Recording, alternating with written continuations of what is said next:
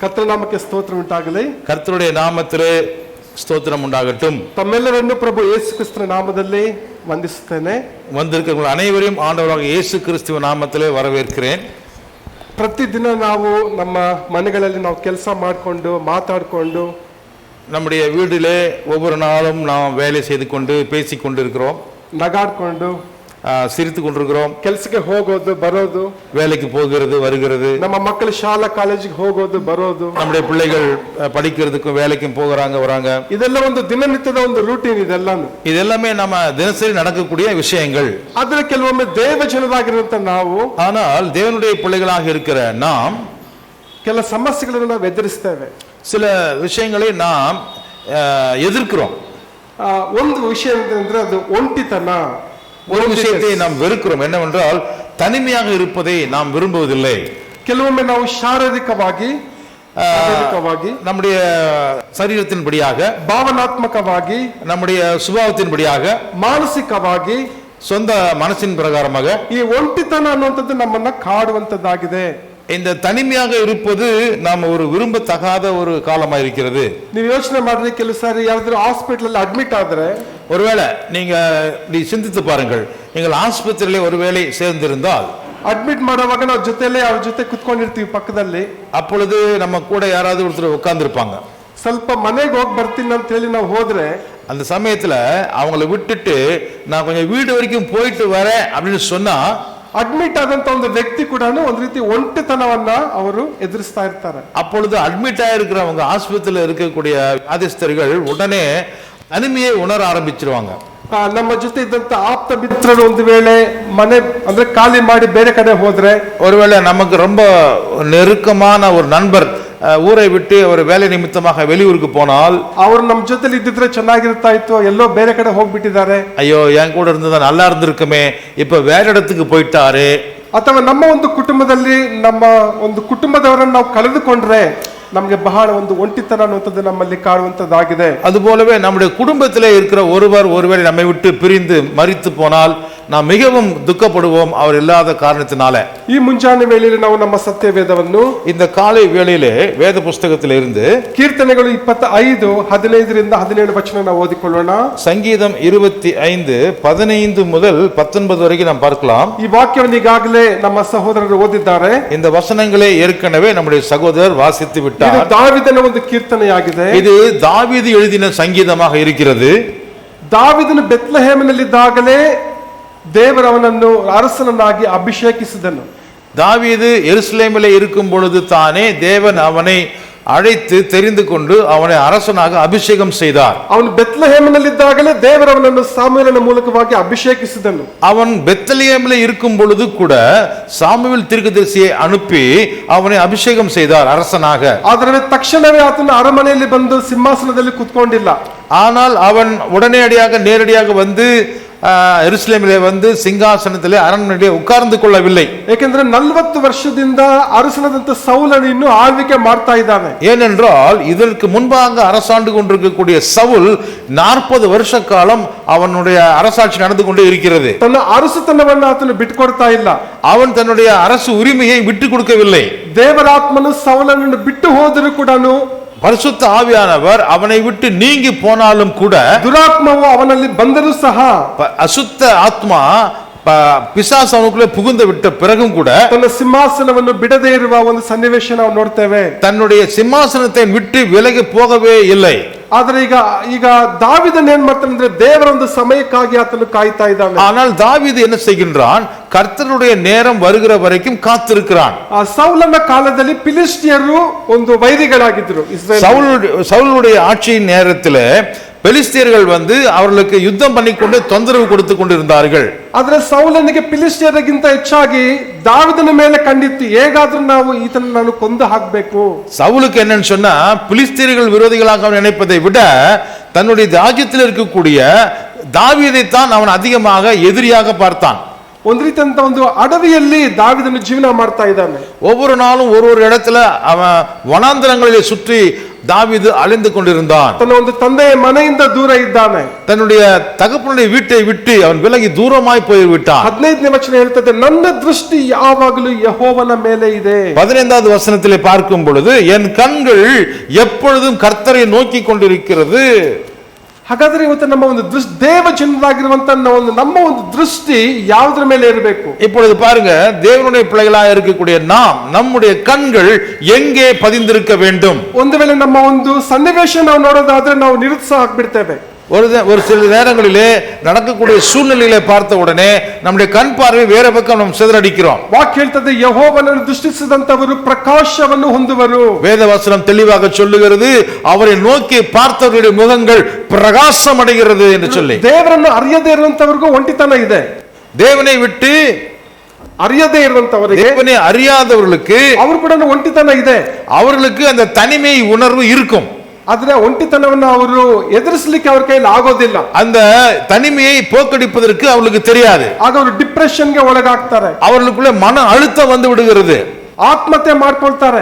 அதனாலே அவர்கள் தற்கொலை செய்து கொள்கிறார்கள். ತಮ್ಮ ಒಂದು ದೇಹಕ್ಕೆ ಹಾನಿ ಮಾಡ್ಕೊಳ್ತಾರೆ. தன்னுடைய உடம்புக்கு அவர்களே நாசத்தை வருவித்துக் கொள்வார்கள். ದೇವ ಜನರಾಗಿರುವಂತ ನಮಗೆ, ஆனால் தேவனுடைய பிள்ளைகளாக இருக்கக்கூடிய நமக்கு ದೇವರು ನಮ್ಮ ಜೊತೆಗಾರನಾಗಿದ್ದಾನೆ. தேவன் நமக்கு துணையாக இருக்கிறார்.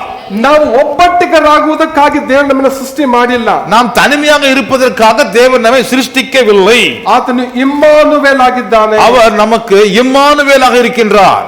ಕೀರ್ತನೆ 133ನೇ ಅಧ್ಯಾಯದಲ್ಲಿ, ಸಂಗೀತ 133வது ಸಹೋದರರು ಒಂದಾಗಿರುವುದು ಎಷ್ಟೊಂದು ರಮ್ಯವಾದದೆಂಬುದಾಗಿ ನಾವು ನೋಡ್ತೇವೆ. சகோதரர்கள் ஒருமித்து வாசம் பண்ணுவது எத்தனை இன்பமாய் ஆசீர்வாதமாய் இருக்கிறது. ಅದನ್ನು ದೇವ ಜನರಾಗಿರುವಂತ ನಾವು ಒಂದು ಒಂಟಿತನವನ್ನು ಹೇಗೆ ನಾವು ಎದುರಿಸುವಂತದ್ದು ಹೇಗೆ? நாம் தேவனுடைய பிள்ளைகளாக இருக்கிற நாம் ஏன் தனிமையை நாம் விரும்புகிறோம்? ಈ ಒಂದು ಪರಿಸ್ಥಿತಿಗಳ ಮೇಲೆ ನಾವು ಗಮನ ಬಿಡದೆ, இந்த சூழ்நிலைகளை பற்றி நாம் கவலைப்படாமல், ಈ ಪರಿಸ್ಥಿತಿಗಳನ್ನು ಹತೋಟಿಗೆ ತೆಗೆದುಕೊಂಡಂತ ದೇವರ ಮೇಲೆ ನಮ್ಮ ದೃಷ್ಟಿ ಇರಬೇಕಾಗಿದೆ. இந்த சூழ்நிலைகளை தன்னுடைய கட்டுப்பாட்டுக்குள் வைத்திருக்கக்கூடிய தேவனிடத்திலே நம்முடைய நம்பிக்கை வைப்போம். ಅದನ್ನು ನಾವು ಯಾರು ಕೂಡ ನಾವು ಒಬ್ಬಂಟಿಗರಲ್ಲ. எனவே நாம் யாரும் கூட நாம் தனிமையாக இருக்க வேண்டியவர்கள் அல்ல. ನಾವು ಬೆಳಗಿಂದ ಸಾಯಂಕಾಲ ಕೆಲವರೆಲ್ಲ ಕೆಲಸಕ್ಕೆ ಹೋಗುವಾಗ, காலையிலே மத்தியானத்திலே வேலைக்கு சில பேர் செல்கிறார்கள். ಎಲ್ಲರ ಜೊತೆ ಚೆನ್ನಾಗಿ ಮಾತಾಡ್ತಾ ಇರ್ತೀವಿ. எல்லாரும் கூட நன்றாக பேசுகிறோம். ಬಸ್ಸಲ್ಲಿ ಕಾರಲ್ಲಿ ಪ್ರಯಾಣ ಮಾಡ್ತೀವಿ. பஸ்ல கார்ல பிரயாணம் செய்கிறோம். ನಗ್ನಗ್ತಾ ಫೋನಲ್ಲಿ ಮಾತಾಡ್ತೇವೆ. மத்தியிலே நாம போன்ல கூட பேசுகிறோம். ಆದ್ರೆ ಎಲ್ಲೋ ಒಂದ್ ಕಡೆ ನಾವು ನಮ್ಮ ಮನೆಗೆ ಬಂದಾಗ್ಲೂ ಮನೆ ತುಂಬಾ ಜನ ಇದ್ರು ಕೂಡ ಒಂದು ಒಂಟಿತನ ಅನ್ನುವಂಥದ್ದು ಕೆಲವರನ್ನ ಕಾಡುವಂತದ್ದಾಗಿದೆ. சிலருடைய வாழ்க்கையை பார்க்கும் பொழுது இப்படி அவர்கள் வேலையிலே அநேகரை சந்தித்துக் கொண்டு இருந்தாலும் கூட வீட்டுக்கு வந்தால் தனிமையா உட்கார்ந்திருப்பாங்க. ஏன்னு தெரியாது. ನಾವು ಮಕ್ಕಳ ಸೇವೆಯಲ್ಲಿ ಮಕ್ಕಳಿಗೆ ನಾವು ಕೇಳ್ತೇವೆ. நம்ம சிறுவர்கள் ஊழியத்துல நாங்க பிள்ளைகள்கிட்ட கேட்கிறோம், ನಿಮಗೆ ಸ್ನೇಹಿತರಿದ್ದಾರಾ? உங்களுக்கு நண்பர்கள் இருக்கிறாங்களா? ಹೌದು ಅಂಕಲ್, ಸ್ನೇಹಿತರಿದ್ದಾರೆ ಅಂಕಲ್. ನನಗೆ இருக்கிறாங்க அங்கிள். 5 ಜನ ಇದ್ದಾರೆ ಅಂಕಲ್. 5 பேர் எங்களுக்கு 10 ಜನ ಇದ್ದಾರೆ ಅಂಕಲ್. 10 பேர் எங்களுக்கு ஃப்ரெண்டு. ಮನೆ ಹತ್ರ ಕೂಡ ಇದ್ದಾರಾ? வீட்டு பக்கத்துல இருக்காங்களா? ಜಾಸ್ತಿ ಇದ್ದಾರೆ ಅಂಕಲ್. வீட்டுக்கு போல ಅನೇಕರು இருக்காங்க. ಸೊ ಅವ್ರಿಗೆ ಎಷ್ಟಿದಾರ ಗೊತ್ತಿಲ್ಲ, ಬಟ್ ಮಕ್ಕಳು ಯಾವಾಗ ಹೇಳಿದ್ ನನಗಿದ್ದಾರೆ ಅಂಕಲ್, ಎಲ್ಲರೂ ನನಗಿದ್ದಾರೆ, ನನಗೆ இருக்கிறாங்க. ಆದ್ರೆ ಕೆಲವೊಮ್ಮೆ ಮಕ್ಕಳು ಕೂಡ ಒಂದು ರೀತಿಯಾದಂತ ನನ್ನ ಯಾರು ಪ್ರೀತಿ ಮಾಡಲ್ಲ. ஆனாலும் சில பேருக்கு மனசுல குறை இருக்குது. என்னிடத்துல யாருமே அன்பு காட்ட மாட்டேங்கிறாங்களே, ನನ್ನನ್ನು ಯಾರು ಅರ್ಥ ಮಾಡ್ಕೊಂಡಿಲ್ಲ, என்னை யாரும் புரிஞ்சிக்க மாட்டேங்கிறாங்களே. ಅದಕ್ಕಾಗಿ ಅವರು ಒಬ್ಬರೇ ಯೋಚನೆ ಮಾಡ್ತಾ ಇರ್ತಾರೆ. அதுக்காக என்ன பண்றாங்க? தனிமையா உட்கார்ந்துகிட்டு அவங்களே யோசித்துட்டே இருக்கிறாங்க. ಯಾವ ತೀರ್ಮಾನ ಮಾಡ್ಲಿ, என்ன தீர்மானம் எடுக்கிறது, ಏನ್ ಮಾಡ್ಲಿ, ನಾನು என்ன பண்றது, ನನ್ನ ಒಂದು ಜೀವನದ ಒಂದು ಗುರಿ ಏನು, என்னுடைய வாழ்க்கையில நான் எங்க போயிட்டு இருக்கிறேன்? ಈ ರೀತಿಯಾಗಿ ಪ್ರತಿಯೊಂದು ವಿಶ್ವಾಸಿ ಕೆಲವೊಮ್ಮೆ ನಾವು ಒಂದು ಹೋರಾಟದಲ್ಲಿ ನಾವು ಇಳಿದು ಬಿಡ್ತೇವೆ. சில விசுவாசிகள் இப்படிப்பட்ட போராட்டத்திலே சிக்கிக் கொள்கிறார்கள். ಆದ್ರೆ ಯೋಹಾನ ಸುವಾರ್ತೆ 14ನೇ ಅಧ್ಯಾಯ 17ನೇ ವಚನದಲ್ಲಿ ನಾವು ನೋಡ್ತೀವಿ. யோவான் 14ஆம் அதிகாரம் 17வது வசனத்திலே, ಪವಿತ್ರ ಆತ್ಮನು ನಮ್ಮ ಜೊತೆಯಲ್ಲಿ ಆತನು ವಾಸ ಮಾಡುತ್ತಾನೆ. பரிசுத்த ஆவியானவர் நம்முடனே கூட அவர் வாசம் பண்ணுகிறார். ನಮ್ಮೊಳಗೆ ಇರುವನು, அவர் நம்மೊಳಗೆ நமக்கு உள்ளேயும் அவர் வாசிக்கிறார். ನಮ್ಮ ಕಣ್ಣಿಗೆ ದೇವರು ಕಾಣಿಸೋದಿಲ್ಲ, நம்முடைய கண்ணினாலே நம்ம தேவனை பார்க்க முடியாது. ದೇವರ ಕಣ್ಣಿಗೆ ನಮ್ಮ ಪರಿಸ್ಥಿತಿಗಳು ಕಾಣಿಸ್ತದೆ. ஆனால் தேவனுடைய கண் பார்வையிலே நம்முடைய வாழ்க்கை எல்லாமே அவருக்கு தெரியும்.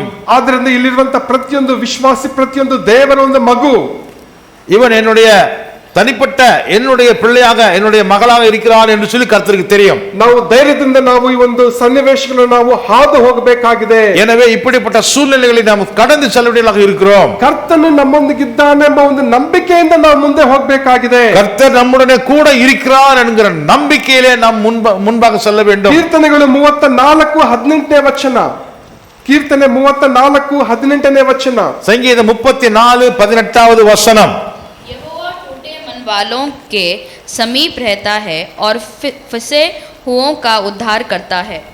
ಮುರಿದ ಮನಸ್ಸುಳ್ಳವರಿಗೆ ಯೆಹೋವನು ನೆರವಾಗುತ್ತಾನೆ ಮತ್ತು ಕುಗ್ಗಿ ಹೋದವರನ್ನು ಉದ್ಧಾರ ಮಾಡುತ್ತಾನೆ. ஹல்லேலூயா, ஹல்லேலூயா. இந்த வசனம் என்ன சொல்லுகிறது தமிழ்ல? காது கேளாதவனும் தன் வாயில் 18 நொறுங்குண்ட இருதயம் உள்ளவர்களுக்கு கர்த்தர் சமீபமாய் இருந்து நறுகுண்ட ஆவியுள்ளவர்களை ரட்சிக்கிறார். ಸೊ ನಾವು ಹೇಳ್ಬೋದು ಅಂದ್ರೆ ನನ್ನ ಒಂದು ಮನಸ್ಸು ಮುರಿದು ಹೋಗ್ಬಿಟ್ಟಿದೆ, என்னுடைய இருதயம் உடைஞ்சு போயிடுச்சு. ಕೆಲವೊಮ್ಮೆ ನಮ್ಮ ಕೂಡ ದೇವ ಸೇವಕರು ಕೆಲವು ಸಾರಿ ನಮ್ಮ ಕುಟುಂಬದಲ್ಲಿ ಕೆಲವು ಸನ್ನಿವೇಶ ಆಗುವಾಗ தேவனுடைய ஊழியக்காரர்களுக்கு கூட அது நடக்குது. வீட்டுல சூழ்நிலைகள் இப்படி நடக்கும்போது ನಮ್ಮ ಜೊತೆ ಇರುವಂತ ಸೇವಕರಿಗೆ ಕೆಲವು ತೊಂದರೆಗಳು ಹೋರಾಟ ಬಂದಾಗ நம்முடைய வீட்டுல வேலைக்காரங்களுக்கு பிரச்சனைகள் வந்தா ನಮ್ಮ ಮನಸ್ಸು ಕೂಡ ಕೆಲವೊಮ್ಮೆ ಮುರಿದು ಹೋದಂತ ಒಂದು ಸನ್ನಿವೇಶ ನಮಗೆ ಬರ್ತದೆ. நம்முடைய இருதயம் உறைஞ்சு போகக்கூடிய ஒரு சூழ்நிலை வருகிறது. ಸೊ ಕಳೆದ ವಾರದಲ್ಲಿ ನಮ್ಮ ಜೊತೆ ಇದ್ದಂತ ಒಂದು ಸೇವಕರ ವಿಷಯದಲ್ಲಿ போன வாரத்துல ஒரு ஊழியருடைய வாழ்க்கையில ಅವರ ಮೇಲೆ ಒಂದು ತಪ್ಪದಂತ ಒಂದು ಅಪವಾದ ಹೊರಿಸಿದಂತ ಸಮಯದಲ್ಲಿ எங்க கூட வேலை செய்கிற ஊழியம் செய்கிற ஒருத்தர் மேல ஒரு குற்றம் வந்துருச்சு. ಸೊ ಒಂದ್ ರೀತಿ ನನ್ನ ಒಂದು ಮನಸ್ಸು ಒಂದ್ ರೀತಿ ಒಡೆದು ಹೋಯ್ತು. எங்களுக்கு மனசெல்லாம் உடைஞ்சு போச்சு.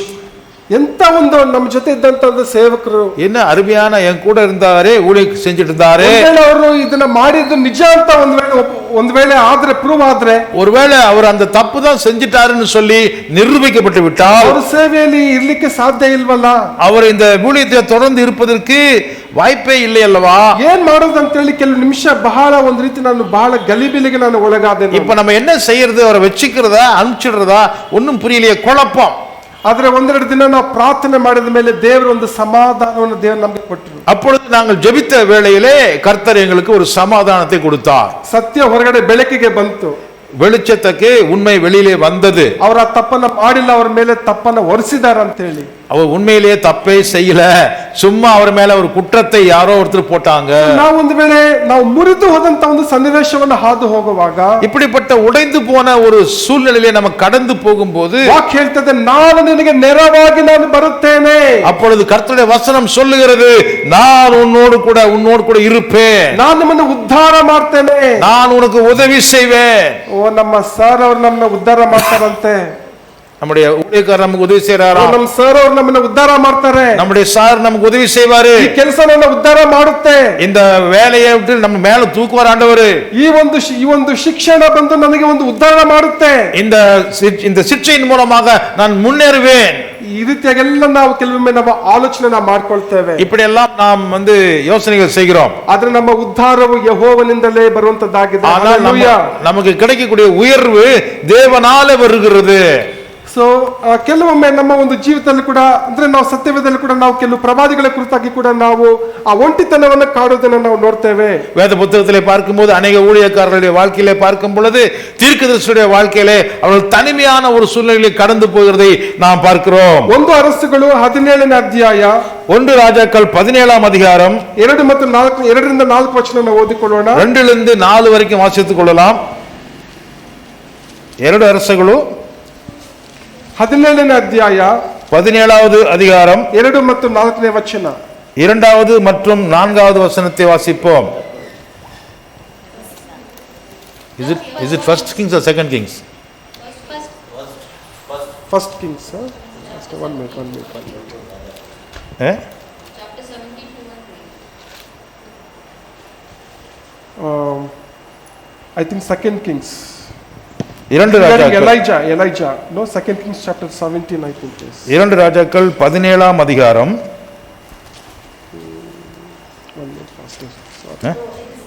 First Kings 17ನೇ ಅಧ್ಯಾಯ, 1 ಅರಸು 17ನೇ ಅಧ್ಯಾಯ. 1 ರಾಜಾக்கள் 17வது அதிகாரம் 2 ಮತ್ತು 2ರಿಂದ 4 ವಚನಗಳು. 2லிருந்து 4 வரைக்கும். ತರುವಾಯ ಯೆಹೋವನು ಎಲಿಯನಿಗೆ, பின்பு கர்த்தருடைய வார்த்தை அவனுக்கு உண்டாயிற்று, ನೀನು ಈ ಸ್ಥಳವನ್ನು ಬಿಟ್ಟು ಪೂರ್ವ ದಿಕ್ಕಿಗೆ ಹೋಗಿ நீ இவ்விடத்தை விட்டு கீழ் திசையை நோக்கி போய் ಯೋರ್ದಾನ್ ಹೊಳೆಯ ಆಚೆಯಲ್ಲಿರುವ ಕೆರೆತ್ ಹಳ್ಳದಲ್ಲಿಯೂ யோர்தானுக்கு நேராயிருக்கிற கேரித் ஆற்றங்கரையிலே ಅಡಗಿಕೋ, ஒளித்துக் கொண்டிரு. ಆ ಹಳ್ಳದ ನೀರು ನಿನಗೆ ಪಾನವಾಗಿರುವುದು, அந்த ஆற்றின் தண்ணீரை நீ குடிப்பாய், ನಿನಗೆ ಆಹಾರ ತಂದು ಕೊಡುವುದಕ್ಕಾಗಿ ಕಾಗೆಗಳಿಗೆ ಆಜ್ಞಾಪಿಸಿದ್ದೇನೆ ಎಂದು ಹೇಳಿದನು. அங்கே உன்னை போஷிக்க காகங்களுக்கு கட்டளையிடுவேன் என்றார். ಈಗ ನಾವು ಇಸ್ರೇಲ್ ದೇಶದ ಒಂದು ಚರಿತ್ರೆ ನಾವು ನೋಡ್ಬೇಕಾದ್ರೆ இங்கே நாம் இஸ்ரவேலினுடைய சரித்திர பின்னணியை பார்க்கும்போது ಅಲ್ಲಿ ಒಂದು ದೊಡ್ಡ ಒಂದು ಬರಗಾಲ, அது ஒரு பயங்கரமான வறட்சியின் காலம். ಅರಸನಾದಂತ ಆಹಾಬ ಮತ್ತು ಆತನ ಹೆಂಡತಿ ಇಸಬೇಳಲು ದೇಶವನ್ನು ಆಳ್ವಿಕೆ ಮಾಡ್ತಾ ಇದ್ದಾರೆ. அங்கே இஸ்ரவேலினுடைய ராஜா ஆகாப் அவனுடைய மனைவி எசபேலோடு சேர்ந்து கொண்டு அங்கே தன்னுடைய ராஜ்யத்திலே ஆட்டம் போடுகிறான். ಸೊ ಇಸ್ರಾಯೇಲರ ಒಂದು ಅವಿಧೇಯತೆಯಿಂದ ಒಂದು ಬರಗಾಲವನ್ನು ಅವರು ಎದುರಿಸ್ತಾ ಇದ್ದಾರೆ. அந்த ராஜ்யத்தினுடைய அதிகாரிகளும் ராஜாவும் மனைவியும் சேர்கிற அக்கிரமத்தின் நிமித்தம் தேவன் அங்கே ஒரு பெரிய வறட்சி காலத்தை கொடுத்தார். ಈಗ ದೇವರ ಪ್ರವಾದಿಯಾದಂತ ಎಲಿಯನಿಗೆ ಹೇಗೆ ದೇವರು ಆಹಾರವನ್ನು ಕೊಡೋದನ್ನ ನಾವಿಲ್ಲಿ ನಾವು ನೋಡ್ತಾ ಇದ್ದೇವೆ. இப்படிப்பட்ட சூழ்நிலையிலே தன்னுடைய ஊழியக்காரனா இருக்கக்கூடிய எலியாவுக்கு தேவன் எப்படி ஆகாரத்தை கொடுக்கிறார் என்று இங்கே நான் ಈ பார்த்தோம். ಒಂದು ಕೆರೆತ್ ಹಳ್ಳದಲ್ಲಿ ನೀರು, அங்கே கேரியத் ஆற்றாட்டிலே அவன் போகும் பொழுது அங்கே அவனுக்கு நீர் கிடைக்கிறது, ಮತ್ತು ಕಾಗೆಗಳ ಮೂಲಕವಾಗಿ ಆಹಾರ. அதே நேரத்தில் காகங்கள் அவனுக்கு உணவை கொண்டு வருகிற கொரியர் சர்வீஸ் மாதிரி வந்துருச்சு. ಸಾಮಾನ್ಯವಾಗಿ ಕಾಗೆಗಳ ಸ್ವಭಾವ ಏನಂದ್ರೆ, சாதாரணமா காகங்களுடைய குணம் என்னன்னு சொன்னா, ಕಾಗೆ ಬಂದು ಇನ್ನೊಬ್ಬರಿಗೆ ಕೊಡುವಂತ ಬುದ್ಧಿ ಇಲ್ಲ. காகங்களுக்கு இன்னொருத்தருக்கு கொடுக்கிற புத்தியே கிடையாது. ನೀವೊಂದು ರೊಟ್ಟಿ ಹಾಕಿದ್ರೆ நீ ஒருவேளை நீங்க ரொட்டி போட்டீங்கன்னா ಅದನ್ನ ಎತ್ಕೊಂಡು ಬಹಳ ಒಂದು ಏಕಾಂತವಾದ ಸ್ಥಳದಲ್ಲಿ ಹೋಗಿ ಅದು ತಿನ್ನುತ್ತೆ. ಅದು அந்த அப்பத்தை அந்த தோசையை எடுத்துக்கிட்டு தூரமான ஒரு இடத்துல போய் தனியா உட்கார்ந்து சாப்பிடும். ಅದು ಪರಲೋಕದಿಂದ ಕಳಿಸಲ್ಪಟ್ಟ ಕಾಗೆಗಳಲ್ಲ, இது பரலோகத்திலிருந்து அனுப்பப்பட்ட காகங்கள் அல்ல. ದೇವರು ಕೆಲವು ಕಾಗೆಗಳಿಗೆ ಅಪ್ಪಣೆ ಕೊಡ್ತಾನಂತೆ. ஆனால் தேவன் பரலோகத்திலிருந்து அந்த காகங்களுக்கு கட்டளை கொடுக்கிறார். ಇದು ನಿಜವಾಗಲೂ ಓದುವಾಗ ಬಹಳ ಇದು ಒಂದು ಏನು ಇಮ್ಯಾಜಿನೇಷನ್ ಸ್ಟೋರಿನ ಇದು ರಿಯಲ್ ಸ್ಟೋರಿನ ಅಂತ ಕೆಲಸ ನಮ್ಗೆ ಆಶ್ಚರ್ಯ ಆಗುತ್ತೆ. ನಮಗೆ இது ஒரு கற்பனை கதை அல்ல, இது நிஜமான கற்பனை அல்ல, இது நிஜமான சம்பவம் என்று வேதவசனம் நமக்கு சொல்லுகிறது. ಕಾಗೆಗಳ ಮೂಲಕವಾಗಿ தேவன் காகங்கள் மூலமாக ಆಹಾರವನ್ನು ಒದಗಿಸಿಕೊಡೋದು ನಾವು ನೋಡ್ತೇವೆ. எலியாவுக்கு ஸ்பெஷல் சாப்பாடு ಕೊಟ್ಟು அனுப்புகிறதை நாம் பார்க்கின்றோம். ಇದಾದ ಮೇಲೆ ಕೆಲವು ವಚನಗಳ ನಂತರ ನಾವು ನೋಡ್ತೇವೆ, ಇದಕ್ಕೆ பிறகு நம்ம சில வசனங்களை நாம் படிக்கிறோம். ದೇವರೊಂದು ವಿಧವೆಯ ಮೂಲಕವಾಗಿ ಆತನಿಗೆ ಆಹಾರವನ್ನು ಒದಗಿಸಿಕೊಡ್ತಾನೆ. ஒரு விதவியின் மூலமாக கூட தேவன் அவனுக்கு ஆகாரத்தை கொடுக்கிறார். 18ನೇ ಅಧ್ಯಾಯದಲ್ಲಿ ನಾವು ಬರಬೇಕಾದ್ರೆ 18ஆம் அதிகாரத்துக்கு நாம் வந்தால், ಕಾರ್ಮೆಲ್ ಬೆಟ್ಟದ ಮೇಲೆ, ಕಾರ್ಮೆಲ್ மலையின் மேலே ಯೆಹೋವ ದೇವರು ಅಥವಾ ಬಾಳನು ಯಾರು ಸತ್ಯ ದೇವರೆಂಬುದಾಗಿ ಅಲ್ಲಿ ನಿರೂಪಿಸುವುದನ್ನು ನಾವು ನೋಡ್ತಾ ಇದ್ದೇವೆ. யெகோவா தேவரா அல்லது நீங்கள் வணங்குகிற பாகால் கடவுளா என்கிற ஒரு பெரிய ஒரு அங்கே விவாதம் நடக்கிறது. ಆ ಕಾರ್ಮೆಲ್ ಬೆಟ್ಟದ ಮೇಲೆ ಎಂತ ಒಂದು ದೊಡ್ಡ ಒಂದು ಪರೀಕ್ಷೆ, ಒಂದು ಸವಾಲು. கர்மேல் பர்வதத்தின் மேலே மிகப்பெரிய ஒரு போட்டி, ஒரு மிகப்பெரிய ஒரு பரீட்சை நடக்கிறது. ದೇವರ ಪರವಾಗಿ ನಿಂತಿರುವಂತ ಎಲಿಯ ಒಬ್ಬ ಪ್ರವಾದಿ அங்கே இருக்கும் பொழுது பார்த்தீங்கன்னா, அங்கே பாகாலுடைய தீர்க்கதரிசியோடு ஒப்பிட்டு பார்த்தால் யெகோவாவுக்காக ஒரே ஒருத்தன் எலியா மட்டும்தான் இருக்கிறான். ಆದ್ರೆ ಬಾಲ್ ಪ್ರವಾದಿಗಳು 450 ಪ್ರವಾದಿಗಳಿದ್ದಾರೆ. ஆனால் பாகாலுக்காக அந்த பொய்யான தெய்வத்திற்கு வக்காலத்து வாங்குவதற்கு 450 தீர்க்கதரிசிகள் இருக்கிறாங்க. ಈ ಕಾರ್ಮೆಲ್ ಬೆಟ್ಟದ ಮೇಲೆ, இந்த கர்மேல் பர்வதத்தின் மேலே ಪ್ರವಾದಿಯಾದಂತ ಎಲಿಯನು, தீர்க்கதரிசியாகிய எலியா ಯೆಹೋವನೇ ಸತ್ಯ ದೇವರೆಂಬುದಾಗಿ ಆತನನ್ನು ನಿರೂಪಿಸುವುದನ್ನು ನಾವು ನೋಡ್ತೇವೆ. கர்த்தரே தேவன் என்பதை, யெகோவாவே கர்த்தர் என்பதை அவன் அங்கு நிரூபிக்கிறதை பார்க்கிறோம். ಆದ್ರೆ ನಾವು 19ನೇ ಅಧ್ಯಾಯಕ್ಕೆ ನಾವು ಬರುವಾಗ 19ஆம் அதிகாரத்துக்கு நாம் வரும் பொழுது 4 ಮತ್ತು 5ನೇ ವಚನ ನಾವು ಓದಿಕೊಳ್ಳೋಣ. 4வது 5வது ವಚನ ನಾವು படிப்போம். ತರುವಾಯ ತಾನೊಬ್ಬನಾಗಿ ಅರಣ್ಯದೊಳಗೆ ಒಂದು ದಿವಸದ ಪ್ರಯಾಣದಷ್ಟು ದೂರ ಹೋಗಿ ಒಂದು ಜಾಲಿಗಿಡದ ಕೆಳಗೆ ಕೂತುಕೊಂಡು ಮರಣವನ್ನು ಅಪೇಕ್ಷಿಸಿದನು. ಅವನು, ಯೆಹೋವನೇ, ನನಗೆ ಸಾಕಾಯಿತು, ನನ್ನ ಪ್ರಾಣವನ್ನು ತೆಗೆದುಬಿಡು, ನಾನು ನನ್ನ ಪಿತೃಗಳಿಗಿಂತ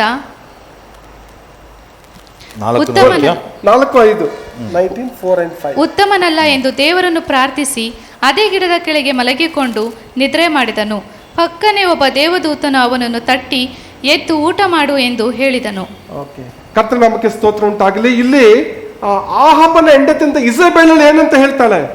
ஆகாப் ராஜாவினுடைய மனைவியாகிய எசபேல் என்ன சொல்லுகிறாள்? ನಾನು ಇನ್ನು 24 ತಾಸಲ್ಲಿ ನಿನ್ನ ಏನ್ ಮಾಡ್ತೇನೆ, ನಿನ್ನ ಪ್ರಾಣವನ್ನು ನಾನು ತೆಗಿತೇನೆ. 24 மணி நேரத்துல உன் உயிர் நான் எடுத்துறேன்டா. ಏಕೆಂದ್ರೆ ಕಾರ್ಮೆಲ್ ಬೆಟ್ಟದ ಮೇಲೆ ಆದಂತ ಒಂದು ಸನ್ನಿವೇಶವನ್ನು ನೋಡಿ, ஏனென்றால் கர்மேல் பர்வதத்தில் நடந்த அந்த அந்த வெற்றியை பார்த்த பிறகு ಇಸಬೇಲ್ ಇವಾಗ ಪ್ರವಾದಿ ಅಂತ ಎಲಿಯನಿಗೆ ಒಂದು ಸವಾಲನ್ನು ಹಾಕ್ತಾ ಇದ್ದಾಳೆ. எசபேல் என்கிற அந்த அவிசுவாசியாகிய அந்த பொம்பளை எலியாவுக்கு தீர்க்கதரிசிக்கு ஒரு சவாலை கொடுக்கிறாள். ಸೊ ಆಹಾಬನ ಹೆಂಡತಿಯ ಒಂದು ಮಾತಿಗೆ ಭಯಪಟ್ಟವನಾಗಿ, இப்போ எலியாவுக்கு பயம் வந்துருச்சு. ஆகாபுடைய மனைவி சொன்ன வார்த்தையை கேட்டு அவன் பயந்துட்டான். ಅವನು ತನ್ನ ಪ್ರಾಣವನ್ನು ಉಳಿಸಿಕೊಳ್ಳುವುದಕ್ಕಾಗಿ ಆತನು ಹೋಗುವುದನ್ನು ನಾವು ನೋಡ್ತೇವೆ. இப்போ உயிரை கையில புடிச்சுக்கிட்டு நான் தப்பிச்சுக்கிட்டமே என்று சொல்லி பயத்திலே ஓடுகிறதை பார்க்கிறோம். ಒಂದು ಜಾಲಿ ಮರದ ಕೆಳಗಡೆ ಬರ್ತಾನೆ, ஒரு சூரச்செடிக்கு கீழே வருகிறான். ಆದ್ರೆ ಆತನು ಹೇಳ್ತಾನಂದ್ರೆ ನಾನು ಇನ್ನು ಬದುಕಿ ಉಳಿಯುವುದು ನನಗೆ ಹಿತವಲ್ಲ, ನನ್ನ ಪ್ರಾಣವನ್ನು ತೆಗೆದು ಬಿಡು ಎಂಬುದಾಗಿ ಆತನು ಪ್ರಾರ್ಥನೆ ಮಾಡ್ತಾನೆ. நான் இப்படி ஓடி போய் அந்த குள்ளமான அந்த சூரச்செடிகளில் நான் படுத்து பொழைக்கணுமா, தேவையா, உயிரை எடுத்துக்காண்டவரே என்று சொல்கிறான். 17ನೇ ಅಧ್ಯಾಯದಲ್ಲಿ ದೇವರು ಆತನಿಗೆ ಕಾಗೆಗಳ ಮೂಲಕವಾಗಿ ವಿಧವೆಯ ಮೂಲಕವಾಗಿ ಆಹಾರವನ್ನು ಕೊಟ್ಟು ಒಂದು ಅದ್ಭುತನ ದೇವರು ಮಾಡಿದರು. இதுக்கு முன்புதான் நம்ம பார்த்தோம், கர்த்தர் பஞ்ச காலத்திலும் கூட அவர்களுக்கு காகங்களுக்கு மூலமாக உணவை கொடுத்தார், ஒரு விதவின் மூலமாக அவன் உயிரை காப்பாற்றினார். ದೇವರು ಸರ್ವಶಕ್ತನೆಂಬುದಾಗಿ ಎಲಿಯನ್ನು ಅನುಭವಿಸಿದನು. தேவன் சர்வ சக்தி உள்ளவர், சர்வ வல்லவர் என்பதை அவன் ஏற்கனவே அனுபவத்தில் தெரிந்து கொண்டதானே. 18ನೇ ಅಧ್ಯಾಯದಲ್ಲಿ ಯೆಹೋವ ದೇವರು ಸತ್ಯ ದೇವರೆಂಬುದಾಗಿ ನಿರೂಪಿಸಿದನು. 18வது அதிகாரத்திலே அந்த யெகோவா தேவன் உண்மையான தேவன் என்பதை அவன் எல்லாருக்கும் நிரூபித்தான் தானே. ಆದ್ರೆ 19ನೇ ಅಧ್ಯಾಯದಲ್ಲಿ ತಾನು ತನ್ನ ದೇವರನ್ನ ಪ್ರಾಣವನ್ನು ತೆಗೆದುಕೋ ಎಂಬುದಾಗಿ ಹೇಳುವಂತ ಪ್ರಾರ್ಥನೆ ನಾವು ನೋಡ್ತಾ ಇದ್ದೇವೆ. 19வது அதிகாரத்துல பாத்தீங்கன்னா அவன் கூட யாருமே இல்ல, தனியா இருக்கும் பொழுது அவனுடைய மனசு உடைஞ்சு போய் இப்படி ஜெபிக்கிறான், என் உயிரை எடுத்துக்கோ. ಕೆಲವೊಮ್ಮೆ ನಾವು ಕೂಡ ಒಂದ್ ವೇಳೆ ನಾವು ನಾವು ಬಲಶಾಲಿಗಳು, ದೇವರು ನಮ್ಮ ಜೊತೆ ಇದ್ದಾರೆ ಎಂಬುದಾಗಿ ನಾವು ಹೇಳ್ಬೋದು. நாம கூட அப்படிதான், நம்ம ரொம்ப நம்ம பலசாலியா இருக்கிறோம், தேவன் நம்ம கூட இருக்கிறாரு, நம்ம எல்லாம் நமக்கு சூப்பரா நடக்குதுன்னு சொல்லி. ಆದ್ರೆ ಮಾರನೇ ದಿನ ನಾವು ಎಷ್ಟು ಒಂದ್ ರೀತಿ ಸೊರಗಿ ಒಂದ್ ರೀತಿ ನಾವು ಕುಗ್ಗಿನ ಹೋಗ್ಬಿಡ್ತೇವೆ. அடுத்த நாளே பாத்தீங்கன்னா எல்லாம் புஷ்னு எல்லாம் பலூன்ல காத்து போன மாதிரி பலமெல்லாம் போய் ரொம்ப சோர்ந்து போயிடுறோம். ಒಂದ್ ರೀತಿ ನಾವು ಡಿಸ್ಕನೆಕ್ಟ್ ಆಗ್ಬಿಡ್ತೇವೆ. ನಾವು உடனே நம்ம தேவனை விட்டு அந்த தொடர்பை துண்டிக்கப்படுகிறோம். ಸೊ ಕಳೆದ ವಾರದಲ್ಲಿ ನಮ್ಮ ಒಂದು ಮನೆ ಹತ್ರ ನಮ್ಮ ಮನೆಯಲ್ಲಿ ಕರೆಂಟ್ ಇಲ್ಲ.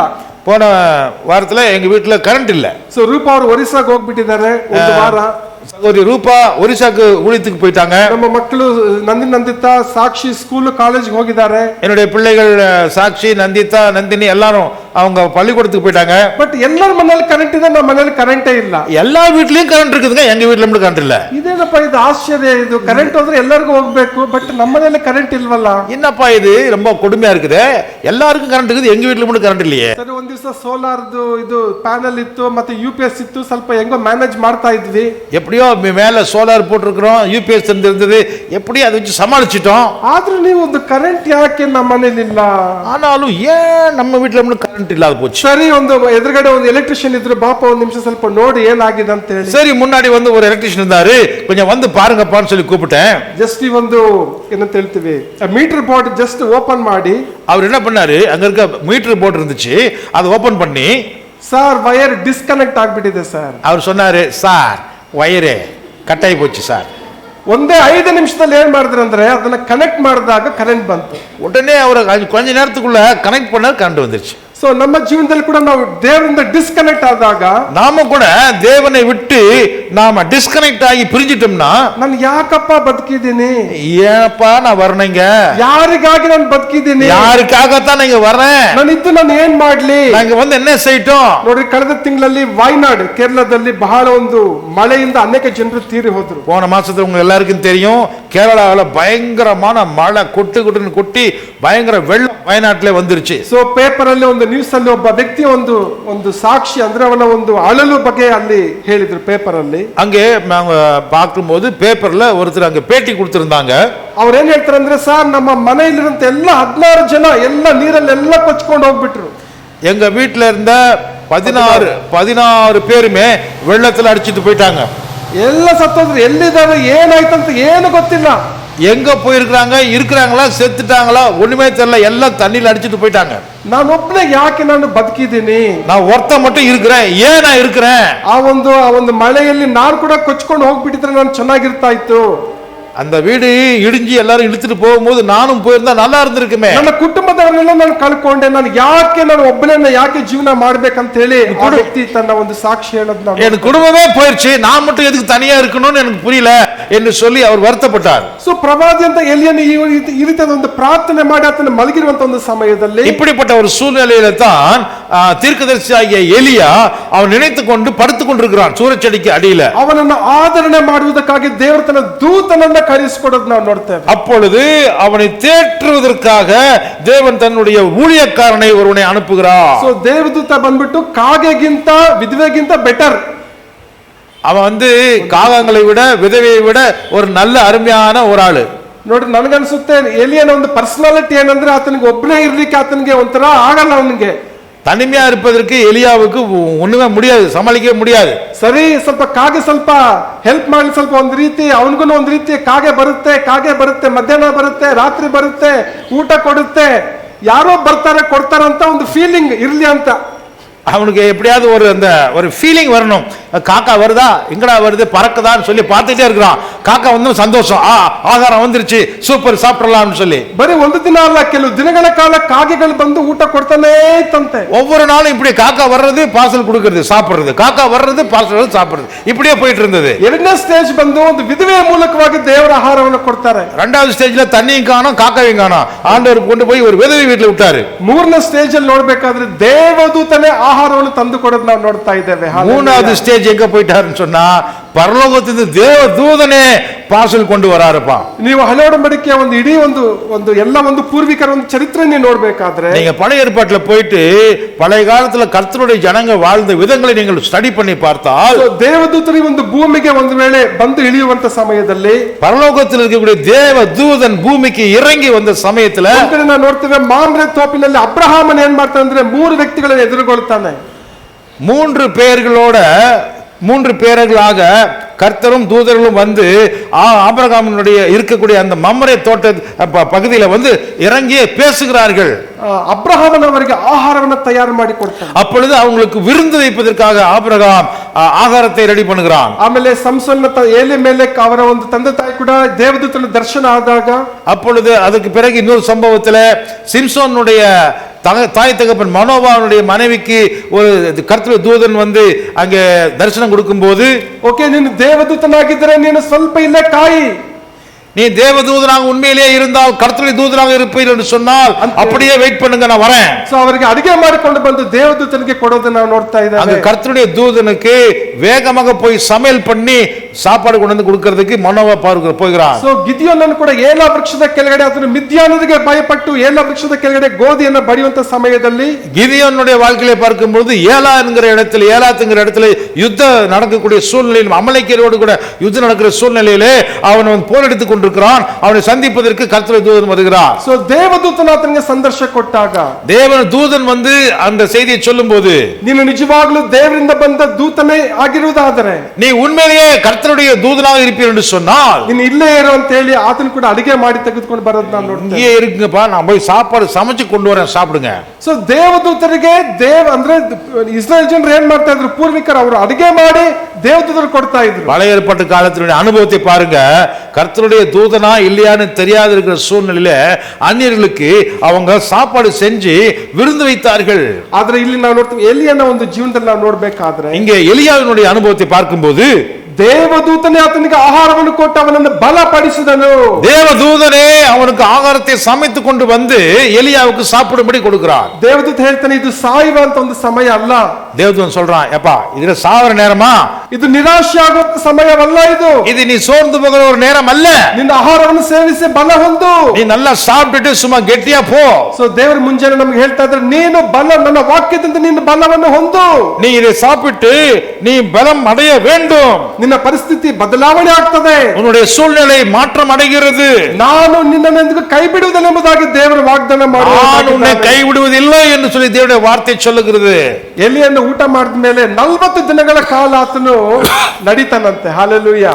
அவன் அன்னைக்கு அந்த சூரச்செடிக்கு அடியில சாப்பிட்ட சாப்பாடு 40 நாட்கள் சாப்பாடே தேவையில்லாத அளவுக்கு ஸ்ட்ரெಂಗ್ತ್ பலம் அவனுக்கு வந்து விட்டது. ಆದ್ರೆ ನಾವು ಮುಂದೆ ನಾವು ಹೋಗ್ಬೇಕಾದ್ರೆ நாம் இன்னும் முன்பாக செல்ல வேண்டும் என்று சொன்னால் ನಮಗೆ ದೇವರ ಒಂದು ವಾಕ್ಯ, ದೇವರ ಒಂದು ವಾಗ್ದಾನ ನಮಗೆ ಅವಶ್ಯಕವಾಗಿದೆ. தேவனுடைய வார்த்தை நமக்கு வேண்டுமா இருக்கிறது. தேவனுடைய வாக்குத்தத்தம் நமக்கு தேவையாக இருக்கிறது. ನಮ್ಮ ಬಲದೊಂದಿಗೆ ಹೋದ್ರೆ ನಾವು ಕುಗ್ಗಿ ಹೋಗ್ಬಿಡ್ತೇವೆ. நம்ம சொந்த பலத்துல போனோம்னா நாம சோர்ந்து போய் விழுந்து விடுவோம். ಒಂದನೇ ಮನೆಯಲ್ಲಿ ಎಲ್ಲರೂ ಇದ್ರು ಕೂಡ எல்லாரும் கூட இருந்தாலும் கூட ನನ್ನ ಪ್ರೀತಿ ಮಾಡೋರು ಯಾರು ಇಲ್ಲ, என்னை என்கிட்ட அன்பு காட்டுறவங்க யாருமே இல்லையே, ನನ್ನ ಅರ್ಥ ಮಾಡ್ಕೊಳ್ಳೋರು ಯಾರು ಇಲ್ಲ, என்ன புரிஞ்சுக்கிறதுக்கு யாருக்குமே புத்தி இல்லையே, ನಾನು ಒಬ್ಬಟ್ಟಿಗನಾಗಿದ್ದೇನೆ, நான் தனியா இருக்கிறேனே. ನೋಡಿ, ಒಂದು ದೊಡ್ಡ ಒಂದು ಸಮೂಹ, ಇಂದ ಕ್ರೌಡ್, ಒಂದು ದೊಡ್ಡ ಸಮೂಹದಲ್ಲೂ ಕೂಡ ಕೆಲವೊಮ್ಮೆ ನಾವು ನಾನು ಒಬ್ಬನೇ ಇದ್ದೇನೆ ಎಂಬ ಒಂದು ಭಾವನೆ ನಮ್ಮಲ್ಲಿ ಕೆಲವು ಸಾರಿ ಬರುವಂತದ್ದಾಗಿದೆ. நாம மிகப்பெரிய ஒரு சமுதாயத்தின் மத்தியில தான் வாழ்ந்து கொண்டிருக்கிறோம். ஆனால் நாம் ஏன் தனிமையாக இருக்கிறோம்? ಆದ್ರೆ ಈ ಒಂದು ಒಂಟಿತನವನ್ನ ನಾವು ಎದುರಿಸುವಂತದ್ದು ಹೇಗೆ? இப்போ இந்த தனிமையா இருக்கிற அந்த சூழ்நிலையை நாம் எப்படி ஜெயிப்பது? ನಾವು ದೇವರ ಒಂದು ವಾಕ್ಯವನ್ನು ನಮ್ಮ ಹೃದಯದಲ್ಲಿ ನಾವು ವಾಕ್ಯ ಬರುವಂತೆ ನಾವು ಅನುಮತಿ ಕೊಡಬೇಕಾಗಿದೆ. நாம் கர்த்தருடைய வார்த்தை நமக்குள்ளே வருவதற்கு நாம் இடம் கொடுக்க வேண்டும். Allow God's word to fill your heart. தேவனுடைய வார்த்தை உங்கள் இருதயத்தை நிரப்புவதற்கு இடம் கொடுங்கள். ನಮ್ಮ ಹೃದಯದಲ್ಲಿ ದೇವರ ವಾಕ್ಯ ಇಲ್ಲ ಅಂದ್ರೆ, ನಮ್ಮ இருதயத்தில் தேவனுடைய வார்த்தை இல்லாமல் இருந்தா ನಮ್ಮ ಹೃದಯದ ತುಂಬಾ ಒಂದು ಚಿಂತೆ, ஆலோசனை, பிரச்சனைಗಳು ನಮ್ಮಲ್ಲಿ ತುಂಬಿಕೊಂಡಿರ್ತದೆ. நம்முடைய இருதயம் என்ன ஆகும் தெரியுமா? கவலையிலையும் வருத்தத்திலையும் நாம என்ன ரொம்ப சோர்ந்து போய்கொண்டே இருப்போம். ಕೊಲೆಸದವರಿಗೆ 3ನೇ ಅಧ್ಯಾಯ 16ನೇ ವಚನ ಈ ರೀತಿಯಾಗಿ ಹೇಳ್ತದೆ. கொலோசியர் எழுதின நிருபம் 3ஆம் அதிகாரம் 16வது வசனம் இப்படி சொல்லுகிறது. 3:16 டக்குன்னு எடுத்து வாசிங்க. ಕೊಲೆಸದವರಿಗೆ 3:16. கொலோசியர் 3:16. ಕ್ರಿಸ್ತನ ವಾಕ್ಯವು ನಿಮ್ಮಲ್ಲಿ ಸಮೃದ್ಧಿಯಾಗಿ ವಾಸಿಸಲಿ, ಸಕಲ ಜ್ಞಾನದಿಂದ ಕೂಡಿದವರಾಗಿ ಒಬ್ಬರಿಗೊಬ್ಬರು ಉಪದೇಶ ಮಾಡಿಕೊಳ್ಳಿರಿ, ಬುದ್ಧಿ ಹೇಳಿಕೊಳ್ಳಿರಿ, ಕರ್ತನ ಕೃಪೆಯನ್ನು ನೆನೆಸಿಕೊಳ್ಳುವವರಾಗಿ ಕೀರ್ತನೆಗಳಿಂದಲೂ ಸಂಗೀತಗಳಿಂದಲೂ ಆತ್ಮ ಸಂಬಂಧವಾದ ಹಾಡುಗಳಿಂದಲೂ ನಿಮ್ಮ ಹೃದಯಗಳಲ್ಲಿ ದೇವರಿಗೆ ಗಾನ ಮಾಡಿರಿ. கிறிஸ்துவின் வசனம் உங்களுக்குள்ளே சகல ஞானத்தோடும் பரிபூர்ணமாக வாசமாய் இருப்பதாக சங்கீதங்களினாலும் ஞான பாட்டுகளினாலும் ஒருவருக்கொருவர் போதித்து புத்தி சொல்லிக் கொண்டு உங்கள் இருதயத்தில் கர்த்தரை பக்தியுடன் பாடி வார்த்தையினாலாவது கிரியையினாலாவது நீங்கள் எதை செய்தாலும் அதையெல்லாம் கர்த்தராக இயேசுவின் நாமத்தினாலே செய்து அவர் முன்னிலையாக பிதாவாகி தேவனை ஸ்தோத்திரியுங்கள். சோ லோகದ ಜನರಿಗೆ ಸಮೃದ್ಧಿ ಅಂದ್ರೆ, இந்த உலகத்தை பொறுத்த வரைக்கும் பரிபூர்ணம் என்று சொன்னால் ಬೆಳ್ಳಿ, ಬಂಗಾರ, ಆಹಾರ, ರೇಷನ್ ಎಲ್ಲಾನು, வெள்ளி, தங்கம், வைடூரியம், பிளாட்டினம், துட்டு எல்லாம். ಆದ್ರೆ ದೇವ ಜನರಾಗಿರುವಂತ ನಮಗೆ, ஆனால் தேவனுடைய பிள்ளைகளாகிய நமக்கு ದೇವರ ವಾಕ್ಯವು ನಮಗೆ ಸಮೃದ್ಧಿಯಾಗಿ, தேவனுடைய வசனமே நமக்கு சம்பூர்ணத்தை கொடுக்கும். ನಮ್ಮ ಮನೆ ಬಾಗಿಲುಗಳ ಮೇಲೆ ಮಾತ್ರ ಅಲ್ಲ, நம்முடைய வீட்டினுடைய கதவுல மட்டும் இல்ல, ಗಾಡಿ ಮೇಲೆ ಪ್ರೈಸ್ ದಿ ಲಾರ್ಡ್ ಮಾತ್ರ ಅಲ್ಲ, ஒரு வசனத்தை மண்டியில் எழுதி வச்சா மட்டும் இல்ல, ನಮ್ಮ ಹೃದಯಗಳಲ್ಲಿ ದೇವರ ವಾಕ್ಯವನ್ನು ನಾವು ಬರೆದಿಟ್ಕೊಳ್ಳಬೇಕು. நம்முடைய இருதயத்திலே கர்த்தருடைய வசனத்தை நாம் எழுதி வைத்துக் கொள்ள வேண்டும். ಲಿಖಿತ ರೂಪದಲ್ಲಿರುವಂತ ಈ ಒಂದು ಬೈಬಲ್ ದೇವರ ವಾಕ್ಯ ಆಟೋಮೆಟಿಕ್ ಆಗಿ ಟ್ರಾನ್ಸ್ಫರ್ ಆಗಬೇಕು ನಮ್ಮ ಒಂದು ಹೃದಯಕ್ಕೆ. எழுதப்பட்ட வேத வசனம் கர்த்தருடைய சத்தியம் என்று நாம் நம்ப வேண்டும். ಸೊ ನಾವು ಎಲ್ಲೇ ಪ್ರಯಾಣ ಮಾಡಿದ್ರು ಕೂಡ ಈ ಒಂದು ಬೈಬಲ್ ನಮ್ಮ ಲೈಫ್ ಪಾರ್ಟ್ನರ್ ಆಗಿ ಯಾವಾಗಲೂ ನಮ್ಮ ಜೊತೆಲಿ ಇರಬೇಕು. நாம எந்த இடத்துக்கு போனாலும் சரி, பைபிளை விட்டுட்டு எங்கேயும் போகாதீங்க. கர்த்தருடைய வசனம் எப்பொழுதுமே என்னுடன் இருக்க வேண்டும். ನಾನು ತಮಿಳ್ನಾಡಿಗೆ ಹೋಗ್ತಾ ಇದ್ದೀನಿ ಬ್ರದರ್, ಒಂದ್ 2 ದಿವಸ, 2 நாளைக்கு நான் தமிழ்நாட்டுக்கு போறேன் பிரதர். ಬೈಬಲ್ಗೆ 2 days ರಜಾ. 2 நாள் என் பைபிளுக்கு நான் தொடவே மாட்டேன், அதுக்கு லீவு. ಸ್ಕೂಲ್ಗೆ ಹೆಂಗೆ ರಜಾ ಕೊಡ್ತಾರೆ, ಬೈಬಲ್ಗೆ ರಜಾ. ஸ்கூலுக்கு லீவ் விட்டா சில பேர் பைபிளுக்கு லீவ் விட்டுற மாதிரி. ಸೊ 2 ದಿನ ಆದ್ಮೇಲೆ ಬಂದು ಓದ್ತೀನಿ ನಾನು. 2 நாளுக்கு அப்புறம் திருப்பி வந்து தூசி தொடச்சு அப்புறமா நான் ஓபன் பண்ணி படிப்பேன். ತಮಿಳ್ನಾಡಿಗೆ ಹೋಗ್ರಿ, ಆಂಧ್ರಾಗೆ ಹೋಗ್ರಿ, ಎಲ್ಲಾದ್ರೂ ಹೋಗ್ರಿ, ನೀವು தமிழ்நாட்டுக்கு தான் போ, ஆந்திராக்கு தான் போ, எங்க வேணாலும் போய் தொலைங்க. ಯಾವಾಗ್ಲೂ ನಿಮ್ಮ ಲಗೇಜ್ ಜೊತೆ ಬೈಬಲ್ ಯಾವಾಗ್ಲೂ ಇರಬೇಕು. ஆனா உங்க லக்கேஜ்ல இடம் இருக்கணும். எதுக்கு? வேத புஸ்தகத்துக்கு. ಕೆಲವೊಮ್ಮೆ ನನಗೆ ಕೂಡ ಎಂತ ಒಂದು ಅನುಭವ ಆಗಿದೆ ಅಂದ್ರೆ, எனக்கும் அந்த மாதிரி ஒரு அனுபவம் வந்திருக்கு. எப்படின்னா, ನಾವು ಒಂದು 5 ದಿವಸ 6 ದಿವಸ ಎಲ್ಲಾದ್ರೂ ನಾವು ಹೋಗ್ಬೇಕು, ಒಂದು ಸೇವೆಗೆ ಹೋಗ್ಬೇಕು ಅಥವಾ ಒಂದು ಮೀಟಿಂಗ್ ಹೋಗ್ಬೇಕಂದ್ರೆ, ஒரு ஊழியத்துக்கு, ஒரு சேவைக்கு, ஒரு வெளியூருக்கு நாங்க 5 நாள் 6 நாள் போக வேண்டும் என்று சொல்லும் போது ಎಲ್ಲ ನಾವೆಲ್ಲ ಲಗೇಜ್ ಎಲ್ಲ ಫುಲ್ ಪ್ಯಾಕ್ ಮಾಡ್ತೀವಿ, ಎಲ್ಲ ಪ್ಯಾಕ್ ಮಾಡ್ತಾ ಇರ್ತೀವಿ, எல்லாத்தையும் எடுத்து போட்டு ஃபுல்லா போட்டு நிறைச்சு வச்சிருவோம். ಬೈಬಲ್ ಅಲ್ಲೇ ಇರ್ತದೆ ಅಲ್ಲಿ. பைபிள் அங்கே இருக்கட்டும். ಬೈಬಲ್ ತೆಗೆದಿಡೋಣ ಅಂದ್ರೆ ಜಾಗನೇ ಇಲ್ಲ ಅಲ್ಲಿ. கடைசியா வந்து பைபிள் போட்டா ஜிப் போட முடியல, டைட்டா இருக்குது. ಸೊ ನಮ್ಮ ಮನೆಯವ್ರಿಗೆ ಹೇಳ್ತೀನಿ, ಒಂದು ಜೊತೆ ಬಟ್ಟೆ ತೆಗೆದ್ರೆ ಬೈಬಲ್ ಇಡಬಹುದು ಅಂದ್ರೆ, ಇಲ್ಲ ಕರೆಕ್ಟ್ ಆಗಿದೆ, ಇದು ಬಟ್ಟೆ ಕರೆಕ್ಟ್ ಆಗಿದೆ 5 ಡೇಸ್ಗೆ. க்ளோரி, ஒரு புடவை மாத்திரம் எடுமா, ஒரு பைபிள் உள்ள வைக்கிறான்னா ஒரு புடவை எடுக்க முடியாது, ஒரு பிச்சு ஒண்ணு பின்னி கூட நவுத்தவே முடியாது. ಅವ್ರ ಬಟ್ಟೆ ಎಲ್ಲ, ನಮ್ದು ಸಾಕ್ಷಿದ ಎಲ್ಲ ಬಟ್ಟೆ ಕರೆಕ್ಟ್ ಆಗಿ ಪ್ಯಾಕ್ ಆಗ್ಬಿಟ್ಟಿರ್ತದೆ, ಬ್ರಷ್ ಪೇಸ್ಟ್ ಎಲ್ಲ ಕರೆಕ್ಟ್ ಆಗಿ. பாவம், அது அவங்க துணி மட்டும் இல்ல, எங்க பேஸ்ட் பிரஷ் பிள்ளைங்க ட்ரெஸ் எல்லாமே அதுல தான் பேக் ஆயிருக்குது. ಆದ್ರೆ ಬೈಬಲ್ ಇಡ್ಲಿಕ್ಕೆ ಯಾಕೋ ಕೆಲವು ಸಾರಿ ಜಾಗನೇ ಸಿಗಲ್ಲ. ஆனா வேதத்தை புஸ்தகத்தை வைக்கிறதுக்கு மட்டும் இடமே கிடைக்காது. ಎಷ್ಟು ಆಶ್ಚರ್ಯ ಅಲ್ವಾ ನಮ್ಗೆ? எவ்வளவு ஆச்சரியம் பாத்தீங்களா? ஆஹா, ನಮ್ಮ ಮೊಬೈಲ್ ಚಾರ್ಜರ್ ನ ಎಲ್ಲೋ ಒಂದ್ ಕಡೆ ಚಾರ್ಜರ್, மொபைலுக்கு இடம் இருக்குது, சார்ஜருக்கு இடம் இருக்குது, எல்லாத்துக்குமே இடம் இருக்குது. ಬೈಬಲ್ ಇಲ್ಲ ಅಂದ್ರೆ ಪರವಾಗಿಲ್ಲ ಬಿಡು, ಮೊಬೈಲ್ ಅಲ್ಲೇ ಓದ್ಕೊಳ್ತೀನಿ. பரவாயில்ல, பைபிள் என்ன நம்ம இதுல மொபைல்லே பார்த்துட்டு போலாம். ಮೀಟಿಂಗ್ ಹೋದಾಗ ಅವ್ರಿಗೆ 2 ಬೈಬಲ್ ತಗೊಂಬ ಅಂತ ಹೇಳ್ತೀನಿ ಬಿಡು. மீட்டிங் போற இடத்துல டேய் பைபிள் கொடுப்பான்னா கொடுக்குறாங்க. 2 ಬೈಬಲ್ ತಗೊಂಬಪ್ಪ, ನೀನು ಅರ್ಜೆಂಟ್ ಆಗಿ ನಾನು ಬಂದೆ ಮರ್ತೋಗ್ಬಿಟ್ಟೆ ನಾನು. 2 ಬೈಬಲ್ ಕೊಂಡು ಹೋಗ್ಪಾನ 2 ಬೈಬಲ್ கொடுக்குறாங்க. ನೋಡಿದ್ರ ದೇವರ ವಾಕ್ಯಕ್ಕೆ ನಾವು ಎಲ್ಲಿ ಸ್ಥಾನ ನಾವು ಕೊಡ್ತಾ ಇದ್ದೀವಿ பாத்தீங்களா? நம்ம வேத புஸ்தகத்துக்கு எந்த அளவுக்கு கனத்தை ஒரு மரியாதை கொடுக்கிறோம் பாருங்கள். ನಮ್ಮ ಜೀವನದಲ್ಲಿ ನಮ್ಗೆ ಎಲ್ಲಾ ಬೇಕು, ಬಟ್ ದೇವರ ವಾಕ್ಯ ಬೇಡ. நம்ம வாழ்க்கையில எல்லாமே நிறைஞ்சிருக்கணும், ஆனா வசனத்துக்கு மட்டும் தூரம். ಒಂದು ರೀತಿ ಇದು ರಿಜೆಕ್ಟೆಡ್ ಪೀಸ್. இது ஒரு தள்ளப்பட்ட ஒரு விஷயமா தெரியுது. ಆದ್ರೆ ವಾಕ್ಯ ಹೇಳ್ತದೆ, ದೇವರ ವಾಕ್ಯ ನಮ್ಮಲ್ಲಿ ಸಮೃದ್ಧಿಯಾಗಿ ನಮ್ಮಲ್ಲಿ ವಾಸ ಮಾಡಬೇಕು. ஆனால் வேத வசனம் நமக்குள்ள சம்பூர்ணமாக நிறைஞ்சிருக்கணும் என்று வேதம் சொல்லுது. ಸೊ ಇವತ್ತು ನಮ್ಮ ಹೃದಯದಲ್ಲಿ ಏನಿದೆ? இப்ப நம்ம இருதயத்துல என்ன இருக்குது? ಓಕೆ, ನಾವೆಲ್ಲ ಬಾಯಲ್ಲಿ ಹೇಳ್ತೀವಿ ವಾಕ್ಯ ವಾಕ್ಯ ವಾಕ್ಯ ಅಂತ ಹೇಳ್ತೀವಿ, வாயில மட்டும் சொல்றோம் வாக்கிய வாக்கிய வாக்கிய. ದೇವರಿಗೆ ಮಾತ್ರ ನಮ್ಮ ಹೃದಯದಲ್ಲಿ ಏನಿದೆ ಅಂತ ಅವ್ರಿಗೆ ಮಾತ್ರ ಗೊತ್ತಾಗೋದು ಅಷ್ಟೇ. ஹல்லேலூயா. ಸೊ ನಾವು ನೋಡ್ತೀವಿ, ಪ್ರವಾದಿ ಅಂತ ಎಲಿಷನ ಜೊತೆ ಇದ್ದಂತ ಗೆಹಜಿ ಕೂಡ, ಗೆಹಜಿ ಪ್ರವಾದಿ ಜೊತೆನೇ ಇದ್ದ. அங்கே எலியா கூட இருக்கக்கூடிய ஒரு ஊழியக்காரன் பேரு கேயாசி, அவனு கூடவே தான் இருக்கிறான்.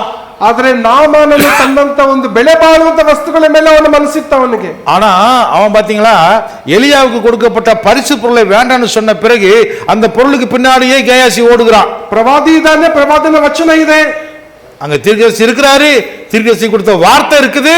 ಅಂದ್ರೆ ಗೆಹಜಿಯ ಒಂದು ಮನಸ್ಸು ಒಂದು ಬೆಳ್ಳಿ ಬಂಗಾರದ ಮೇಲೆ ಇತ್ತು. ஆனா கேயாசியுடைய மனசு எங்க ஓடிச்சு? அவன் கொண்டு வந்து திருப்பி எடுத்துட்டு போனானே அந்த வெள்ளிக்கு பின்னாடி, அந்த தங்கத்துக்கு பின்னாடியே ஓடுது. ಸೊ ನಾವು ಕೂಡ ಒಂದು ವೇಳೆ ದೇವರ ಸಭೆಯಲ್ಲಿದ್ದೇವೆ, ಸಭಾಪಾಲಕರಿದ್ದಾರೆ, ಪ್ರಾರ್ಥನೆಗೆ ಬರ್ತೇವೆ, நாம கூட என்ன பண்றோம்? நமக்கு வேத வசனம் கொடுக்கறாங்க, ஊழியக்காரர் இருக்கிறாங்க, ஆனா அவங்களை விட்டு தூரமா போறோம். ಆದ್ರೆ ಈಗ ಎಷ್ಟೋ ಸಾರಿ ನಾವು ಕೆಲಸ ದೇವರ ವಾಕ್ಯದಿಂದ ನಾವು ದೂರವಾಗಿರ್ತೇವೆ. தேவனுடைய வசனம் நமக்கு எவ்வளவு நெருக்கமா வந்தாலும் அதை விட்டு நாம் தூரமாக விலகி விலகி போகிறோம். ವಾಕ್ಯ ಹೇಳ್ತಿದ್ರೆ, ನೀವು ದೇವರ ಸಮೀಪಕ್ಕೆ ಬನ್ನಿರಿ, ಆಗ ಆತ ನಿಮ್ಮ ಸಮೀಪಕ್ಕೆ ಬರುವನು. நீங்கள் தேவன் பக்கமாக வந்து சேருங்கள், அவர் உங்களோட கூட இருப்பார் என்று ಆಗ வசனம் ಸೈತಾನನನ್ನು சொல்லுகிறது. ಬಿಟ್ಟು ಓಡಿ ಹೋಗುವನು. அப்பொழுது பிசாசு உங்களை விட்டு ஓடி போவார். ನಾವು ದೇವರಿಂದ ದೂರ ಆದ್ರೆ, நாம் தேவனை விட்டு விலகி போனால் ಸೈತಾನ ಹತ್ರ ಬರ್ತಾನೆ, பிசாசு கூட வந்து சேர்ந்துக்குவான். ನಾವು ದೇವರಿಗೆ ಹತ್ರ ಬಂದ್ರೆ, நாம் தேவனுக்கு அருகிலே வந்தால் ಸೈತಾನ ದೂರ ಹೋಗ್ಬಿಡ್ತಾನೆ. பிசாசு ஓடியே போய் விடுவான். ನೋಡ್ರಿ, ದೇವರು ಮತ್ತು ಸೈತಾನ ಜೊತೆ ಜೊತೆಲಿ ಇರಕ್ ಆಗಲ್ಲ. தேவனும் பிசாசும் ஒரே நேரத்துல ஒரே இடத்துல சேரவே முடியாது. ಎಲ್ಲಿ ಬೆಳಕಿರ್ತದೋ ಅಲ್ಲಿ ಕತ್ತಲೆ ಇರ್ಲಿಕ್ಕೆ ಸಾಧ್ಯ ಇಲ್ಲ. எங்க விளக்கு இருக்குதோ அங்க இருள் வந்து சேரவே சேராது. ಯೇಸು ಹೇಳಿದ, ನೀವು ಲೋಕಕ್ಕೆ ಬೆಳಕಾಗಿದ್ದೀರಿ. தேவன் சொல்லுகிறார், நீங்கள் தான் உலகத்திற்கு வெளிச்சமாய் இருக்கிறீர்கள். ನಾವು ಬೆಳಕಿನ ಮಕ್ಕಳಿರೋದಾದ್ರೆ ನಮ್ಮಲ್ಲಿ ಕತ್ತಲೆ ಇರ್ಲಿಕ್ಕೆ ಸಾಧ್ಯ ಇಲ್ಲ. நீங்கள் வெளிச்சத்தின் பிள்ளைகளாக இருப்பீர்கள் என்று சொன்னால் உங்களிடத்திலே இருள் வந்து சேராது. ಬೈಬಲ್ ಹೇಳ್ತಿದೆ, ಪಾಪ ಮಾಡುವವನು ಕತ್ತಲೆಯಲ್ಲಿದ್ದಾನೆ. வேதம் சொல்லுகிறது, பாவம் செய்கிறவன் வெளிச்சத்திலே இல்லை, அவன் இருளிலே இருக்கிறான். ಅದನ್ನು ಪಾಪವನ್ನ ಬಿಟ್ಟು ನಾವು ದೂರ ನಾವು ಬರಬೇಕಾಗಿದೆ. நாம் பாவத்தை விட்டு அதனால தானே நாம் தூரமாக விலகி வெளிச்சத்திற்கு வர வேண்டும். ಈ ಎದುರಾಗಿ ಬರುವಂತೆ ಒಂದು ಒಂಟಿತನವನ್ನು ನಾವು ಯೇಸು ನಾಮದಲ್ಲಿ ನಾವು ಅದನ್ನ ಎದುರಿಸಬೇಕಾಗಿದೆ. நாம் இப்படிப்பட்ட ஒரு தனிமையாக இருக்கக்கூடிய இந்த அனுபவத்தை நாம் இயேசுவின் நாமத்தினாலே அது நம்மை விட்டு விலகி போகும்படி நாம் சொல்ல வேண்டும். ಒಂದು ವೇಳೆ ನಿಮ್ಮ ಒಂದು ಜೀವನದ ಒಂದು ಪುಸ್ತಕದಲ್ಲಿ ಒಂಟಿತನ ಅನ್ನೋದು ಇರೋದಾದ್ರೆ ಅದನ್ನ ಯೇಸು ನಾಮದಲ್ಲಿ ಅದನ್ನ ಅಳಿಸಿ ಹಾಕ್ಬೇಕು. ನೀವು ಎರೇಸ್ உங்களுடைய வாழ்க்கைங்கிற புஸ்தகத்துல, உங்க சுயசரிதத்துல, உங்க டைரியில நான் தனிமையாக இருக்கிறேன் அப்படிங்கிற மாதிரி ஏதாவது ஒரு நாள் இருந்துச்சுன்னா அதுல நீங்க அடிச்சிருங்க, நான் தனிமையாக இருக்கவில்லை, இயேசுவோடு இருக்கிறார். ಯೇಸು ನನ್ನೊಂದಿಗೆ ಇದ್ದಾನೆಂಬುದಾಗಿ ನೀವು ಬರ್ಕೊಳ್ರಿ ನಿಮ್ಮ ಲೈಫ್. அங்க எழுதுங்க, நான் தனிமையாக இல்ல, இயேசு என்னோட கூட இருக்கிறார். ನಮ್ಮನ್ನು ಯಾರು ಅರ್ಥ ಮಾಡ್ಕೊಂಡಿಲ್ಲ ಅಂದ್ರೂ ಯೇಸು ನಮ್ಮನ್ನ ಅರ್ಥ ಮಾಡ್ಕೊಳ್ತಾನೆ. என்னை யாருக்குமே பிடிக்காது, என்னை புரிஞ்சுக்க மாட்டாங்க நினைச்சாலும் கூட கர்த்தர் என்னை அறிந்திருக்கிறார் என்று நீங்கள் எழுத வேண்டும். ಅದಕ್ಕಾಗಿ ನಿಮ್ಮ ಒಂದು ಒಂಟಿತನವನ್ನು ನೀವು ಪ್ರಾರ್ಥನೆ ಮೂಲಕವಾಗಿ ದೇವರ ಸನ್ನಿಧಿಗೆ ನೀವು ಬನ್ನಿ.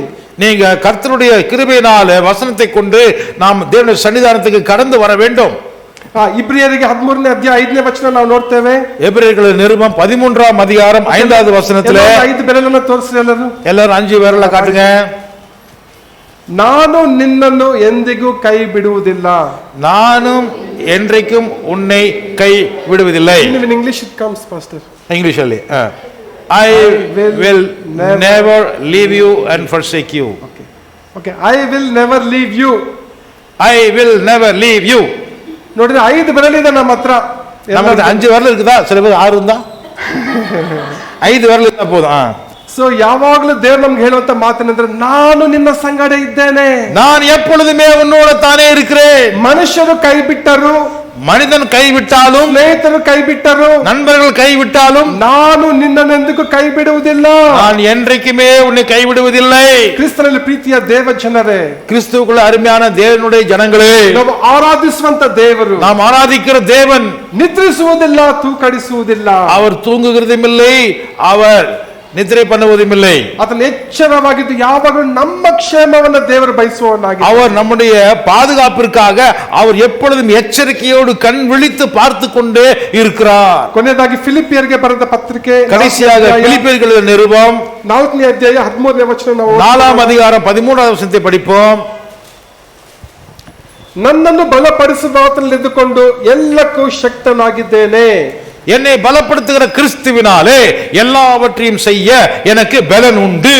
ಒಂದು ವೇಳೆ ಯಾರೆಲ್ಲ ಈ ಒಂದು ಮುಂಜಾನೆ ಈ ಒಂದು ಒಂಟಿತನ ಅನ್ನುವಂಥದ್ದು ನಿಮ್ಮನ್ನ ಕಾಡ್ತಾ ಇದೆಯೋ, இன்னைக்கு காலையில் எத்தனை பேர் நான் தனிமையா இருக்கிறேனே என்று நினைக்கிறீங்களோ, ದೇವರ ಒಂದು ಫಿಲಿಪ್ಪಿ 4:13ನೇ ಒಂದು ವಚನವನ್ನು ಒಂದು ವಾಗ್ದಾನವಾಗಿ ದೇವರು ನಿಮಗೆ ಕೊಡ್ತಾ ಇದ್ದಾರೆ. தேவன் உங்களுக்குத்தான் இந்த வசனத்தை உங்களுக்கு வாக்குத்தத்தமாக கொடுக்கிறார். ಒಂಟಿತನ ಕಾಡುವಂತ ನಿನಗೆ ನಿನ್ನನ್ನು ಬಲಪಡಿಸುವಂತ ದೇವರು. நீங்க தனிமையா இருக்க வேண்டிய அவசியம் இல்லை, தேவன் உங்களை பலப்படுத்துகிறார். ಹೇಳ್ತಾನೆ, ನೀನು ಎಲ್ಲವನ್ನು ಮಾಡ್ಲಿಕ್ಕೆ ನಾನು ನಿನಗೆ ಒಂದು ಹೊಸ ಬಲ ನಾನು ಕೊಡ್ತೇನೆ. என்னை பலப்படுத்துகிறதற்கு தேவன் உனக்கு நான் எல்லாமே கொடுப்பேன்னு சொல்லி கர்த்தர் சொல்லுகிறார். ಆದ್ರಿಂದ ಪ್ರೀತಿಯ ದೇವ ಜನರೇ, எனவே அன்புள்ள தேவனுடைய ஜனங்களே, ಮಕ್ಕಳಾಗಿರ್ಬೋದು, ಯವನಸ್ಥರಾಗಿರ್ಬೋದು, பிள்ளைகளாக இருக்கலாம், குழந்தைகளாக இருக்கலாம், பெரியவங்களாக இருக்கலாம், ನಮ್ಮೆಲ್ಲರಿಗೂ ದೇವರು ಕೊಡುವಂತ ಒಂದು ವಾಗ್ದಾನದ ಒಂದು ವಚನ, நம்ம எல்லாருக்கும் தேவன் கொடுக்கக்கூடிய வாக்குத்தத்தத்தின் வசனம், ಯೇಸುವಿನ ಸಹಾಯದೊಂದಿಗೆ, தேவனுடைய இயேசு கிறிஸ்துவினுடைய உதவியினால, ದೇವರ ವಾಕ್ಯದೊಂದಿಗೆ, தேவனுடைய வசனத்தினால, ಪವಿತ್ರಾತ್ಮನ ಒಂದು ಬಲದೊಂದಿಗೆ, பரிசுத்த ஆத்மாவினுடைய பலத்தினால ನಾವೆಲ್ಲವನ್ನು ಮಾಡಲು ನಾವು ಶಕ್ತರಾಗ್ತೇವೆ. எல்லாவற்றையும் செய்வதற்கு நமக்கு பலன் உண்டு.